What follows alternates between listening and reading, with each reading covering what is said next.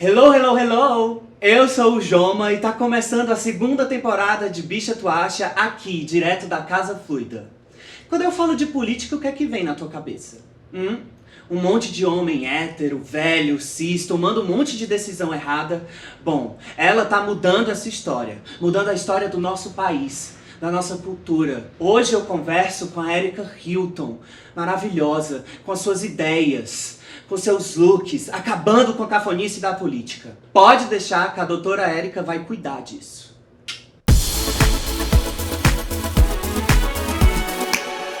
Olá, sejam muito bem-vindos ao Bicha Tu Acha. Eu sou o Joma e hoje eu tenho o prazer de encontrar pessoalmente e conversar com uma pessoa que eu admiro, assim, muito. Inclusive, eu achei um texto na internet, um pequeno texto que eu vou acompanhar aqui nas minhas anotações para falar. Eu converso com a faraônica, babilônica, mesopotâmica, cleopátrica, lacrônica, divônica, bafônica, bafonérica, apoteótica, nabucodonossoriana, diaspórica, estratosférica, astronômica, arrasante, sambástica, tupi-guaranítica, alienígena, revolucionária, magnânima, avassaladora, apoteótica, apocalíptica, Erika Hilton. Gostou? Eu amei. De quem é isso? Eu achei por aí na internet, tava mexendo e estudando você e vendo tudo, e aí eu vi, não. Eu vou ter que abrir um episódio falando isso, porque é exatamente o que eu acho dela. E eu gosto, eu fico feliz com essa descrição, com esses adjetivos que você usou pra me descrever. Então, Erika, muito obrigado por você estar Imagina. aqui. Eu vi muitas entrevistas sua. Cada entrevista parecia que eu tava tratando várias coisas na terapia, inclusive foi maravilhoso. E Então você me deve. Vou te pagar o que eu pago pra minha terapeuta. Por favor, faz o Pix. Vamos começar falando um pouco da sua história, que eu sei que você sempre... Acho que você tá até cansada já de falar e falar da sua história.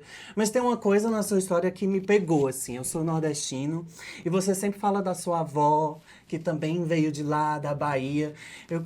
Eu fiquei, assim, ouvindo todas as vezes que você fala, eu fiquei muito curioso para saber um pouco mais também dela, de como... Se você sabe como foi ela sair de lá e vir para cá, para a região metropolitana de Francisco Morato, onde você nasceu e aí começou a criação da Erika Hilton, enfim. Eu sei pouco da história da minha avó e do meu avô. Minha avó é de Feira de Santana e meu avô é de Ilhéus, né? Eles vieram juntos para São Paulo, tiveram uns filhos, construíram toda a vida aqui na região metropolitana, em Francisco Morato. E a minha avó sempre foi uma senhora muito fechada. Hoje, aos 83 anos de idade, é que ela conta um pouco mais a história. Que eu descobri, por exemplo, que meu avô era mulherengo, todas essas histórias. Mas ela tinha uma vida muito difícil. Trabalhava na lavoura, trabalhava com algo muito pesado, meu avô também, e aí eles decidiram que viriam pra São Paulo pra tentar uma vida um pouco melhor, pra tentar uma condição. Tinham muitos irmãos, eram muitos filhos, a minha avó Naninha, que morreu recentemente com 100 e tantos anos de idade, vivendo ainda no interior da Bahia. Então assim, eu não tenho muita história da minha avó vivendo no Nordeste, vivendo lá em Feira de Santana. Eu sei mais do que foi a minha avó em São Paulo, porque é aí a fase também é onde eu entro nessa história. Agora que eu tenho começado a descobrir um pouquinho mais dessa história, mas eu ainda estou em processo de reconstrução dessa história, dessa família. Mas eu gosto de citar a minha avó, porque a minha avó foi a mulher com quem eu cresci. A minha mãe morou dentro da casa da minha avó a maior parte da minha infância, junto com a minha avó. A minha avó cuidou de mim em determinado momento. Quando eu nasci, a minha mãe conta que ela era um pouco mais ruim, não ajudou, não cuidava. Ela tinha muito essa coisa também, dessa criação nordestina, mais arisca, mais brava. Nunca me bateu, mas acho que batia nos filhos. E depois, com a vida, meu avô morreu, a vida foi mudando, a condição dela foi se transformando, ela foi ficando mais amável, mais dócil, e foi uma parte muito importante da minha infância. E eu sempre vi a minha avó como uma mulher muito guerreira, como uma mulher muito forte. Ela teve muitos filhos, criou esses filhos, tem um tenho tios que teve problema com drogas, violentos, etc. E minha avó sempre esteve ali dando amparo, condição, ensinando. Era de alguma forma uma referência de fortaleza de mulher pra mim. Então eu cito ela muito por conta disso, por conta de ser uma presença muito forte na minha infância e por trazer essa característica de mulher nordestina, mulher que vem pra São Paulo, mulher que começa uma vida, que abandona toda uma história, abandona a família e vem pra cá. Agora eu não sei muito dizer sobre essa história. Não, mas é isso mesmo. Eu perguntei também, quis muito puxar por esse lado, porque eu também cresci num lar, num lugar onde eu fui mimado. A minha mãe me tratava muito bem, fui muito bem aceito. Minha mãe sempre aceitou muito bem a minha sexualidade, eu ser todo afeminadinho e tal. E eu também era muito viciado em assistir Maria do Bairro e todas aquelas coisas. E eu colocava também, então eu me vi muito, quando você contava essa história, eu me via muito. Falei, gente, eu preciso falar isso pra ela, porque eu me conectei muito com essa parte. Acho que é a história das crianças viadas da década de 90, né? Uhum. A gente não tinha, naquela época, o acesso a essa quantidade de coisas que nós temos hoje via internet. A televisão, acho que era o nosso maior meio de comunicação. Acho não, tenho certeza. A televisão era o grande pilar da comunicação na década de 90. E a gente, que era criança viada, a gente gostava de assistir Chiquitita, Paola Bratti, Maria do Bairro, né? Usurpadora, essas coisas. E eu que tinha essa coisa artística, essa coisa muito expansiva. Então, pra mim, era o exercício da minha identidade através das personagens. E não que eu precisasse me esconder, porque, como eu digo sempre, eu tive uma família maravilhosa que me amou, que me protegeu, que me amparou, que me educou, que me deu base, estrutura pra eu ser quem eu sou hoje. E eu pude ser quem eu era. Mas ainda assim, era muito difícil quando você é criança e você dizer, eu sou tal coisa. Porque o gênero, ele vai se construindo. Então, as personagens eram meio que uma muleta, era meio que um caminho ali pra que eu pudesse ser a Érica que eu sou hoje, pra que eu pudesse exercer a minha feminilidade. Então eu fui muito Paola Bratti, eu fui muito Maria do Bairro, eu brinquei disso no quintal da casa da minha avó, com as minhas primas, toalha na cabeça, roupas da minha mãe, sem sofrer nenhum tipo de represália, e isso pra mim foi muito importante, porque é através dessas personagens, é através dessa performatividade de gênero que eu pude construir a minha identidade, que eu pude me construir e que até hoje eu posso dizer que eu desconheço o processo de transição de gênero. Eu não passei por um processo de transição de gênero porque eu nunca me senti em um corpo errado, eu nunca me senti incongruente com a minha identidade, eu nunca foi imposto a minha masculinidade, você é um menino, você tem que ser... Isso vem depois, mas quando isso chega, eu já sou eu já tenho certeza de quem eu sou. E essa imposição de gênero só chega exatamente porque eu já estava muito certa de quem eu era. E aí já não me cabia mais ceder a esse lugar. Então, tipo assim, eu ouço as pessoas dizendo, vivi como um menino até determinada época, mudei. Eu nunca, e mesmo que as minhas roupas fossem ditas masculinas, ou fossem... Aquilo pra mim não simbolizava exatamente nada, porque aquilo não determinava quem eu era, porque quem eu era a Paola Bratti. Eu era a mãe da brincadeira de casinha com as minhas primas, eu era a menina que existia dentro do meu imagético. Então, pra mim, esse processo foi muito importante, porque ele não criou um processo de violência no sentido de, eu me sinto mal, eu não me compreendo, eu não me aceito nesse corpo. Eu sempre fui eu. E eu sempre soube que eu era uma menina. O processo de violência, ele vem depois, com a chegada do fundamentalismo religioso. E aí sim, vem os episódios de expulsão, de agressão, de violência, aí onde eu vou pra prostituição. E aí a minha história também é uma história muito genérica da maioria das mulheres transexuais e travestis no país, né? Sim, sim. E... ela habla. A gata habla. Eu já vi também, você fala bastante que dessa veia artística. Em algum momento nessa construção, tu pensou em seguir um pouco esse artístico ou não? Foi só direto político? Eu pensei em seguir muitas coisas e tive os meus sonhos minados pela realidade que se impôs a mim, né? Eu, se não tivesse passado por tudo que passei, talvez não fosse política.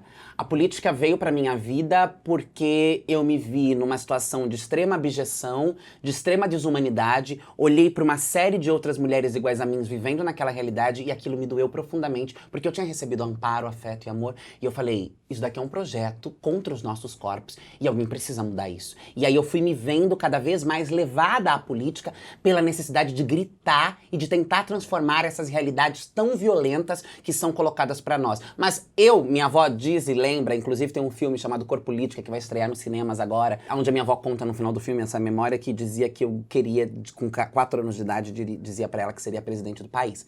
Provavelmente eu tinha uma vontade de ocupar um espaço de tomada de decisão de liderança, mas não necessariamente eu pensava na via política como um todo. Mas aí a vida se colocou e eu acabei indo pro caminho político. Eu não escolhi a política me escolheu. A necessidade de falar, de existir, de mudar as realidades foi o que me levou pra política. Mas eu também não pensava muito se eu iria quando eu era mais jovem, menor, eu fazia teatro na escola, participei de algumas atuações de teatro. Todo mundo diz que eu sou uma ótima atriz, todo mundo que é do teatro, todo mundo que dirige fala, você é uma excelente atriz. Você é uma atriz. E eu me sinto uma atriz mesmo, porque eu atuo na política também. Eu faço a minha atuação na política, mas eu acho que se eu tivesse escolhido, eu teria ido pro universo da moda, eu teria ido para as passarelas, eu teria ido pro universo da moda. Eu gosto muito da moda e sempre, desde muito pequena, eu me via no universo da moda. Eu queria ser modelo, eu queria fazer coisas internacionais, eu queria ser capa de revista. A primeira vez que eu fiz uma capa de revista e foi pra Vogue, assim, eu senti que a minha criança interior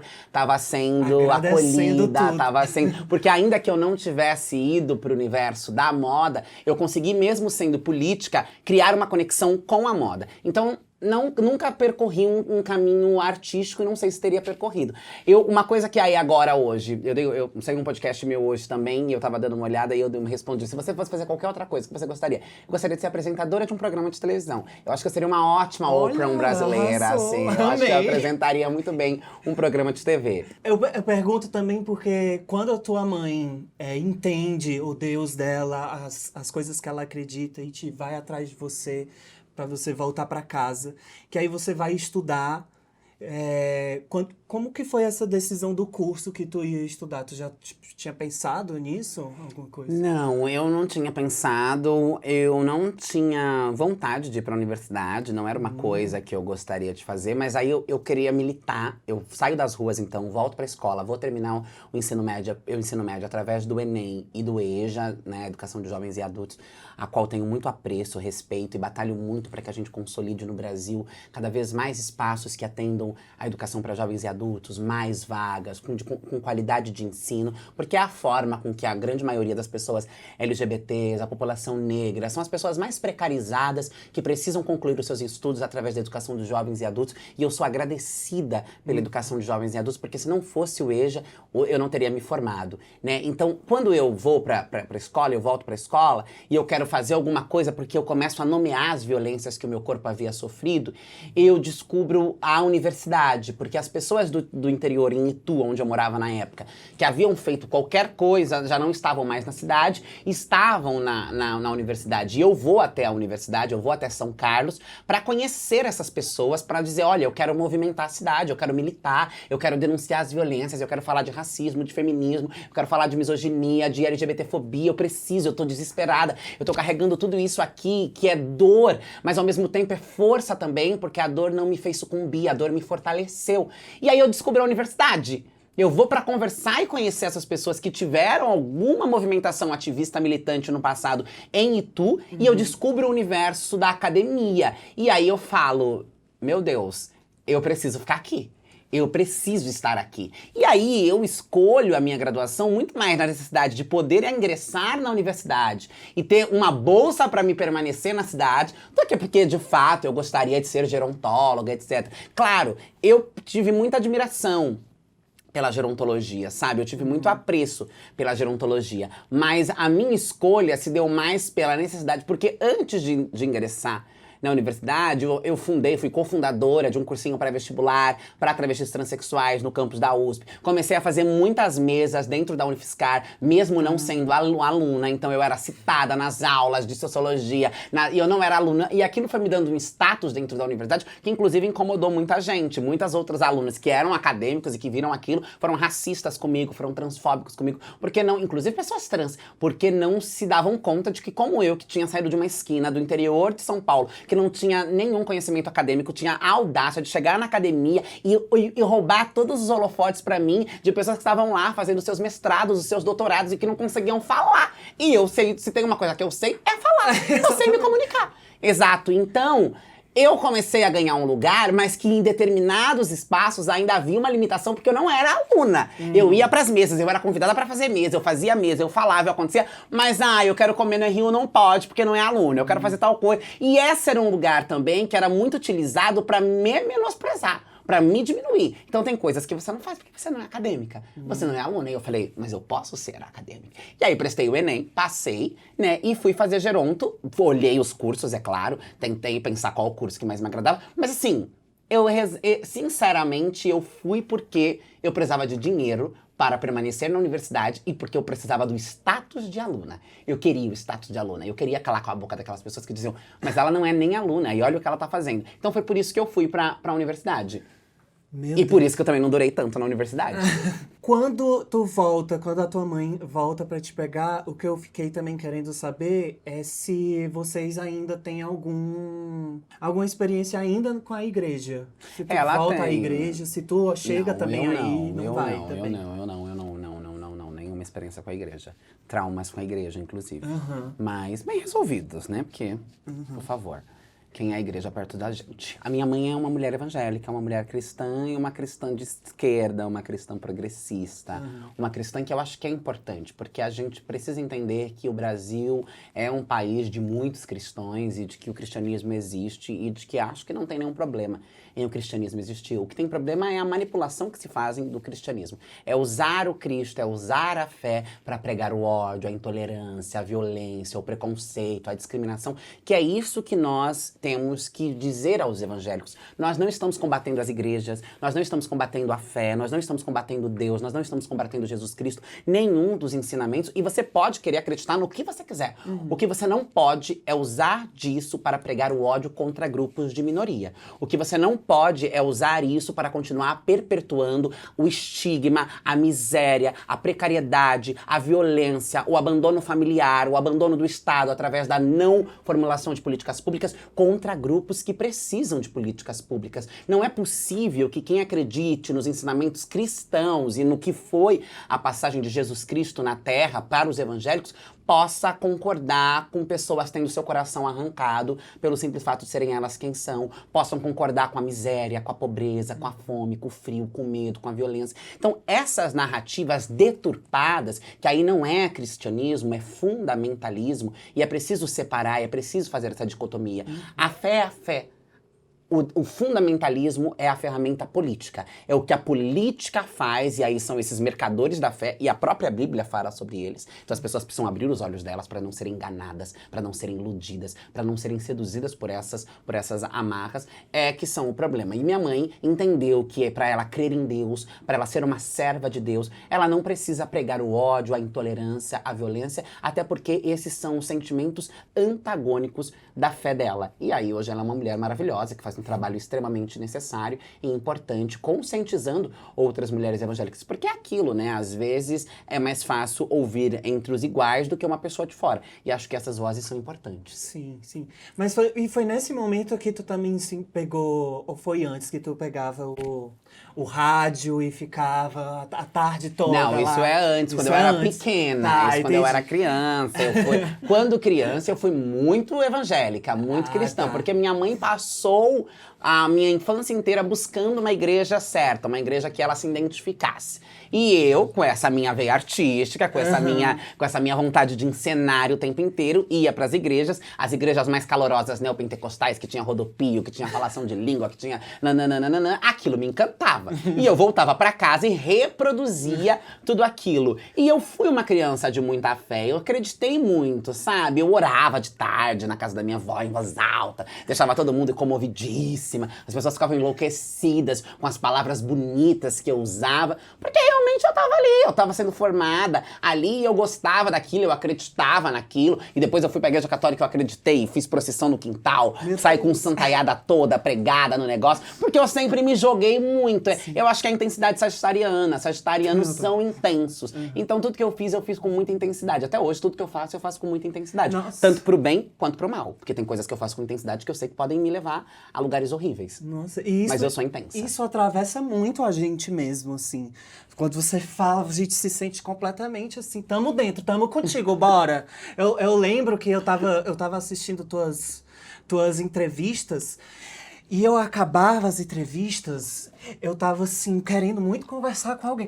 Eu quero falar, agora vocês têm que começar a me ouvir, porque agora eu quero hablar também, eu quero dizer o que eu quero dizer, eu quero dar a minha opinião, porque, meu Deus, eu estou completamente...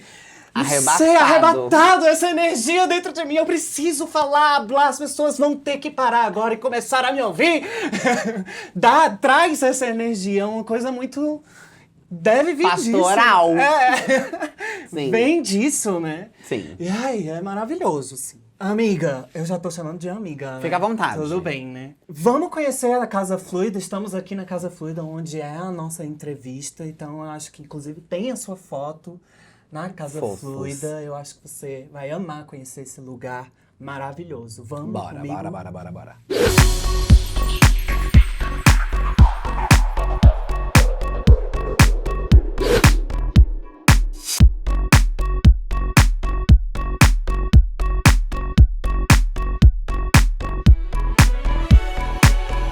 Vamos fazer um bate-rápido só com a bola, uma coisa rápida? Vamos.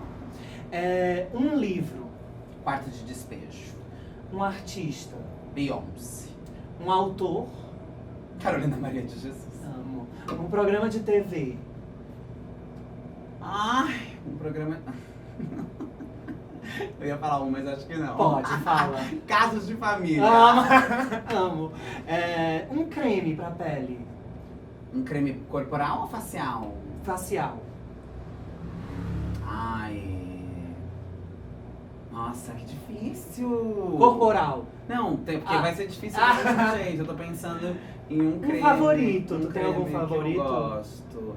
Eu tô gostando muito de um da Shiseido. Chama Red alguma coisa. Não me lembro agora o nome. Conheço. Um estilista, Um estilista Coco Chanel. tem um item de make, Um item de make blush. um boy magia, Um boy magia. O meu. Aquelas. uma lei.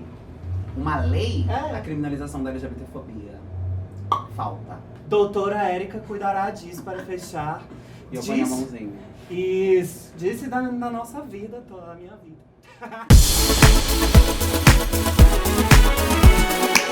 Estamos de volta. Ai, Tudo. foi bom, né? Tudo. Gostou? Maravilhosa. Ai, é tudo.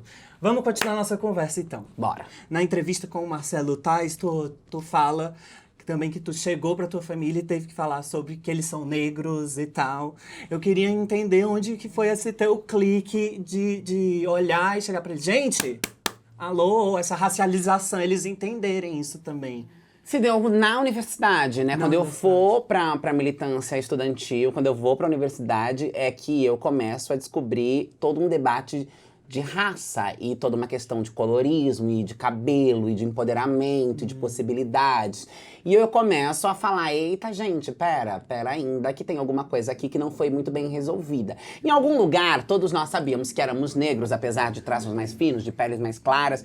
Meu avô é um negro extremamente retinto, né? A realidade a qual nós fomos inseridas é uma realidade negra, periférica, é muito característica, mas nós nunca verbalizamos isso, ainda inclusive porque tinha heranças do racismo que faz a gente querer se distanciar do que é o lugar do negro, do que é o negro, né? O negro é aquilo lá. A gente não é negro, a gente é moreno, a gente é, sei lá, qualquer outra coisa, né? Até às vezes se acha até branca, a depender do contexto e da condição. E quando eu vou pra universidade e eu descubro Sueli Carneiro, Lélia Gonzalez, Beatriz Nascimento, Fanon, meu mundo cai, eu falo misericórdia, meu Deus, não, eu não sou só uma travesti que fui expulsa de casa e fui me prostituir nas ruas, sou uma travesti negra, e por isso a minha mãe é negra, a realidade da minha avó é negra, e as coisas começam a se desenhar na minha cabeça. Eu falo, meu Deus do céu, quão perverso é o racismo, e o quanto a gente foi vítima do racismo, e o quanto a gente também reproduziu o racismo, porque o racismo é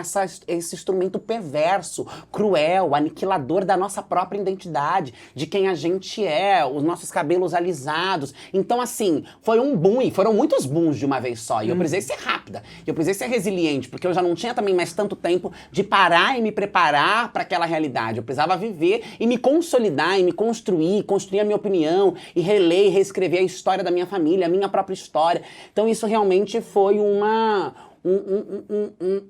véu que saiu da minha visão, e eu falei, galera, pelo amor de Deus, vamos falar sobre isso?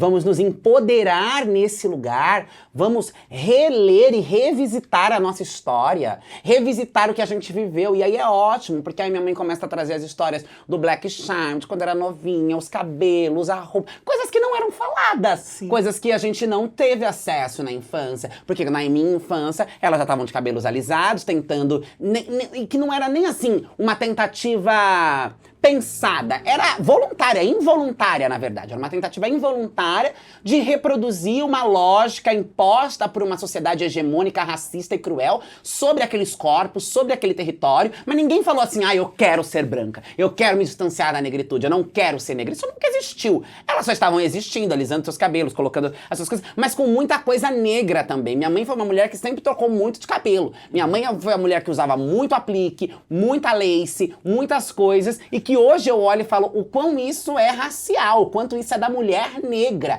esse lugar. Mas nunca foi nomeado nesse momento. E a partir daí, a gente começa então a falar sobre negritude, falar sobre racismo, nomear aquelas coisas, a gente começa a libertar aqueles cabelos, e aí uma identificação racial, uma consciência racial faz parte da minha família a partir daquele momento, que inclusive começa a deixar de lado as piadinhas racistas, os comentários racistas, as opiniões racistas, e dizer, mano, que loucura, né? Eu reproduzia racismo contra um igual, porque talvez o tom da minha pele é um pouco mais claro, a minha condição econômica é um pouco melhor, porque isso também é um mecanismo do racismo. E foi assim que se deu essa consciência. Né? E ver o quanto o racismo é perverso, porque o tanto de coisa que a gente poderia ter construído, vivido, se preservado, e a gente estava ali sendo vítima dessa estrutura. Sim, sim. Tu comentou da Lélia Gonzalez, da Angela Davis, acho que tem a Carolina Maria de Jesus também, que é maravilhosa.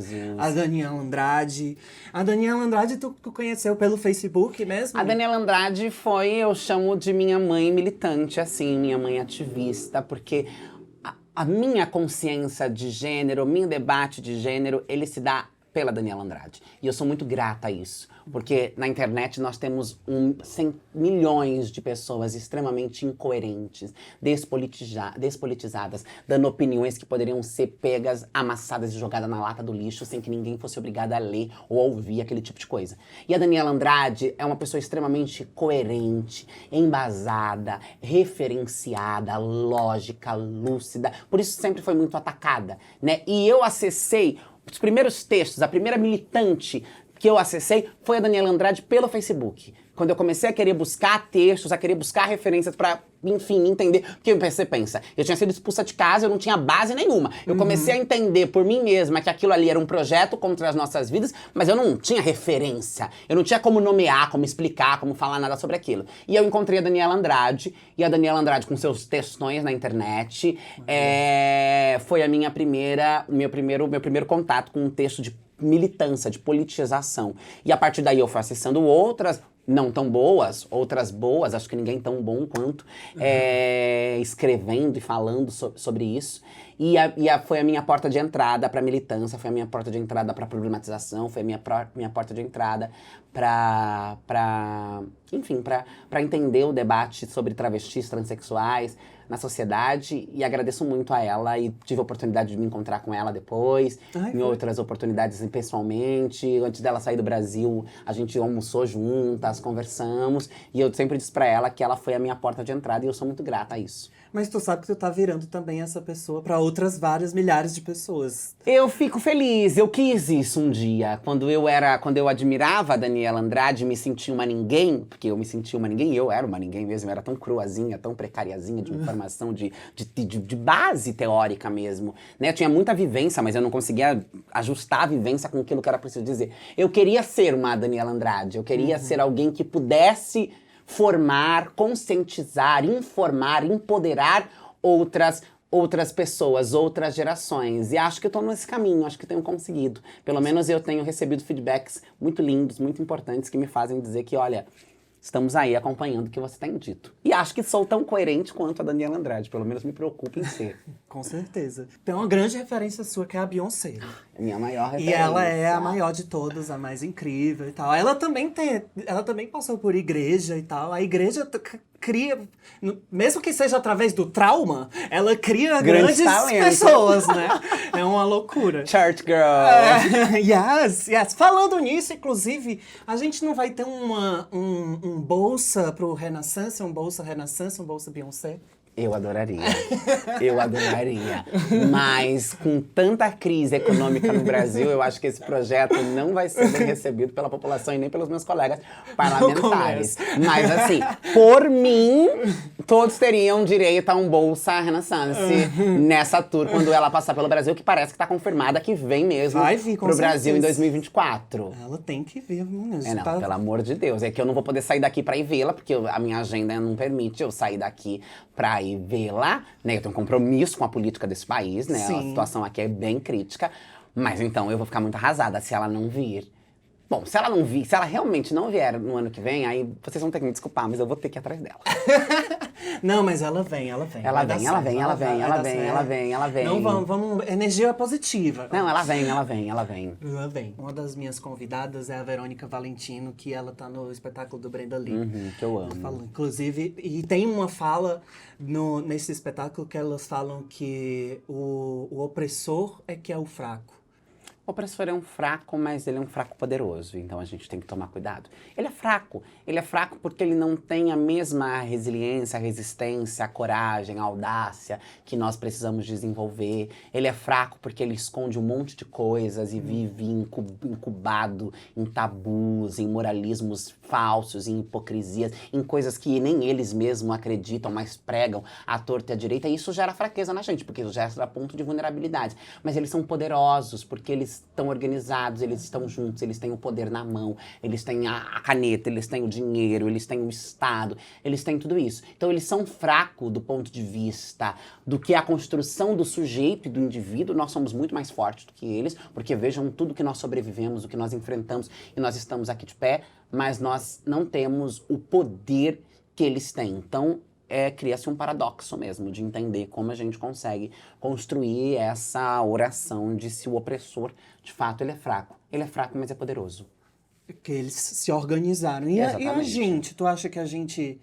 Falta mais organização do nosso lado? Falta mais organização e falta mais tempo de estrada também, né? Eles estão aí pregando a verdade, o ódio, dominando tudo através da escravidão, da violência, da imposição há milênios, há séculos e mais séculos e mais séculos. Nós estamos num movimento que é um movimento também ancestral, de séculos, mas que ganha um corpo e uma organização melhor há pouco tempo. Então falta pra gente sim se organizar mais, se distrair menos com um monte de outras coisas, entender qual é o nosso propósito, qual é o nosso objetivo e a nossa obrigação na sociedade, mas também falta estrada, falta tempo. Eles, desde que o mundo é mundo, impõem através da dor, da violência e do ódio e da precarização das nossas vidas. Nós estamos tentando romper com a precariedade, com a miséria, para começar a nos organizar enquanto sujeitos de luta. Então eu acho que isso também tem que ser colocado na balança, né? E essa parte deles, sim, o Brasil tem essa vontade sempre de copiar as coisas dos Estados Unidos. Essa coisa deles, por exemplo, agora tá tendo toda uma repressão com as drag queens.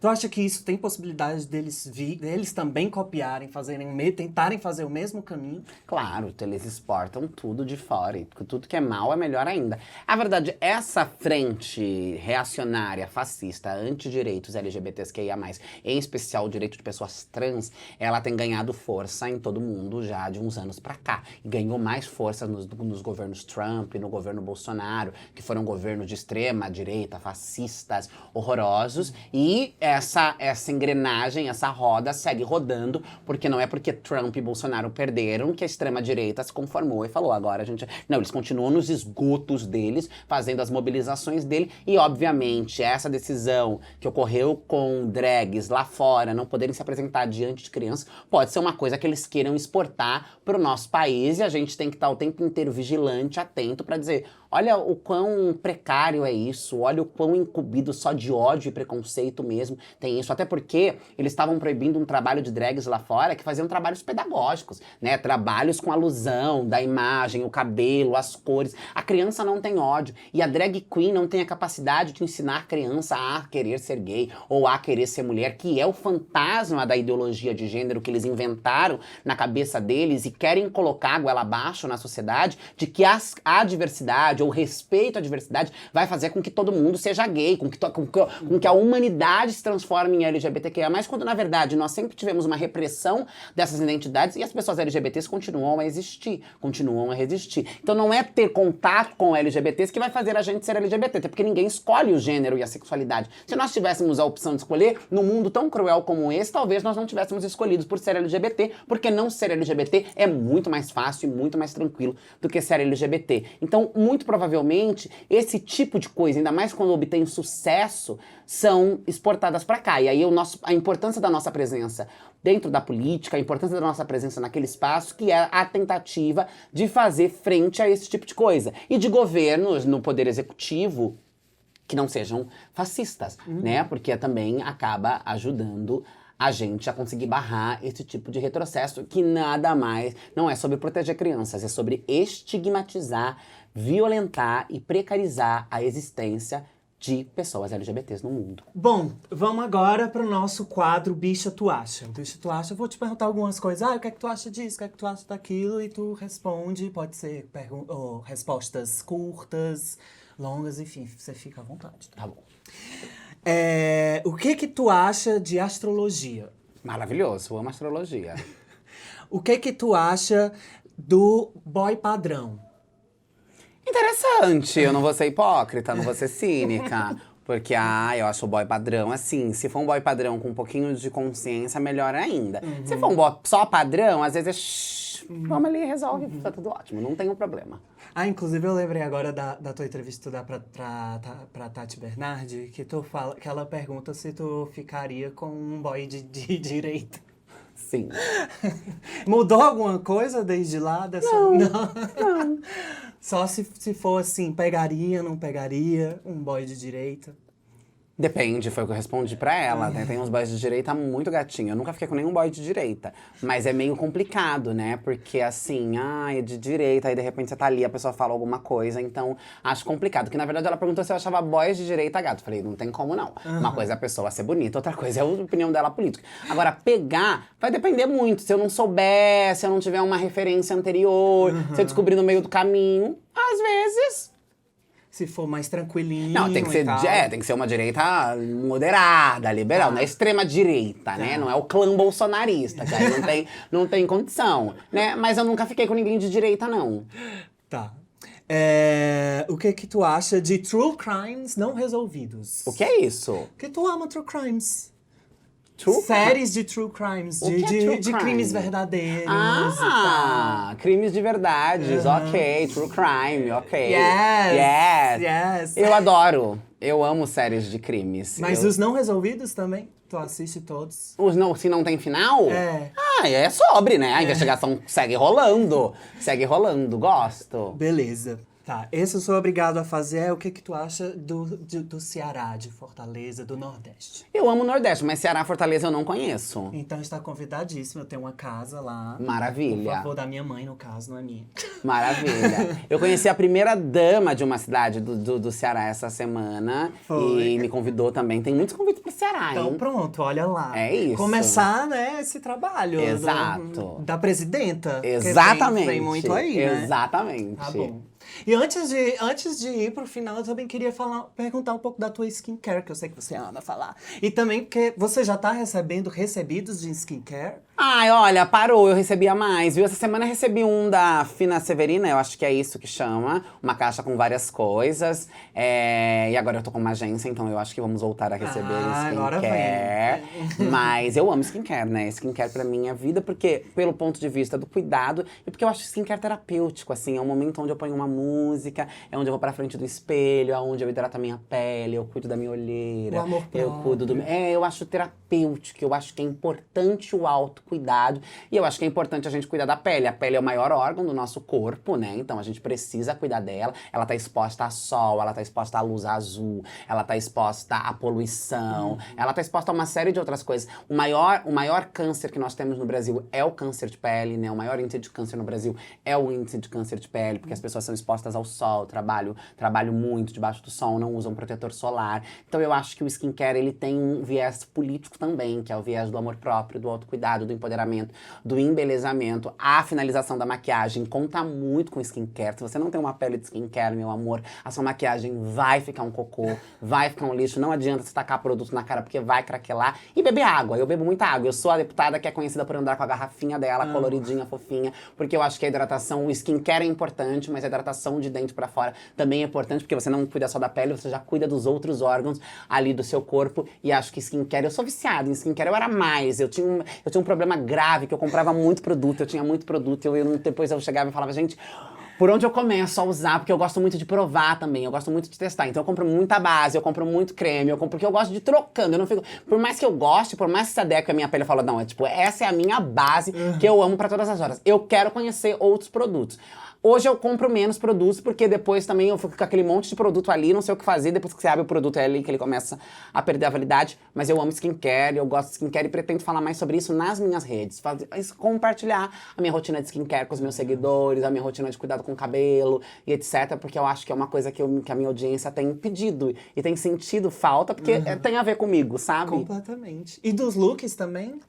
Dos looks eu ainda não pensei. Eu falei ontem pro meu boy que eu ia fazer um arrume-se comigo recente, porque ele é storyteller, diretor, videomaker, etc. Eu falei, eu preciso fazer um arrume-se comigo, vamos fazer alguma coisa. Aí ele falou, claro, vamos arrasar, vamos nananã. Mas eu ainda tô pensando mais no universo do skincare, da make e do cabelo, do que o universo dos looks. Mas é uma outra demanda, porque todo mundo também pergunta, de onde é sua roupa? Que look lindo, nananana. Nem tudo é meu, às vezes eu só tô vestindo. É importante lembrar. Não, isso é meu.